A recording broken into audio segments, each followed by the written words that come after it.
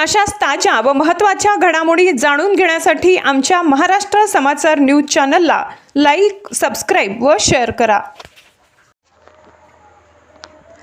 पिशोर पोलिसांची देशी दारू वाहतूक करणाऱ्यांवर कारवाई। 1 लाखाचा मुद्देमाल जप्त। पिशोर पोलिसांची दुसरी कारवाई। अवैध धंदेवाल्यांची धाबे दणाणले। रात्री 11:40 सुमारास दिगाव शेलगाव रोडवरील पॉवर हाऊसजवळ पिशोर पोलीस ठाण्याच्या पथकाने कारवाई करून अवैधरित्या देशी दारूची वाहतूक करणाऱ्या एका आरोपीस ताब्यात घेतले। या कारवाईत आरोपी अंबादास विठ्ठल मनगटे वय 52 वर्ष राहणार शेलगाव तालुका कन्नड जिल्हा छत्रपती संभाजीनगर यांच्या ताब्यातून संजीवनी संत्रा देशी दारूच्या 180 मिली क्षमतेच्या 384 बॉटला किंमत 46,080 तसेच डिस्कवर बजाज मोटरसायकल किंमत 60,000 असा एकूण 1,06,080 रुपये किमतीचा मुद्देमाल जप्त करण्यात आला।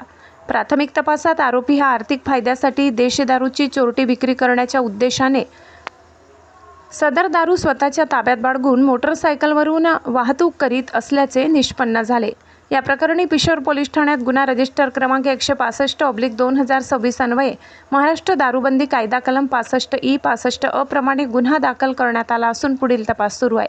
सदर कामगिरी माननीय पोलीस अधीक्षक श्री प्रकाश भा जाधव व माननीय अप्पर पोलीस अधीक्षक श्री प्रशांत स्वामी यांच्या मार्गदर्शनाखाली तसेच माननीय अपराजिता अग्निहोत्री मॅडम ASP कन्नड उपविभाग यांच्या आदेशाने पिशोर पोलीस ठाण्याचे सहाय्यक पोलीस निरीक्षक श्री कुणाल सूर्यवंशी, पोलीस उपनिरीक्षक फरताडे, कराडे, पोलीस शिपाई गणेश कव्वाल देवरे यांच्या पथकाने केली आहे। महाराष्ट्र समाचार प्रतिनिधी मिलिंद कुमार लांडगे, छत्रपती संभाजीनगर, कन्नड, पिशोर।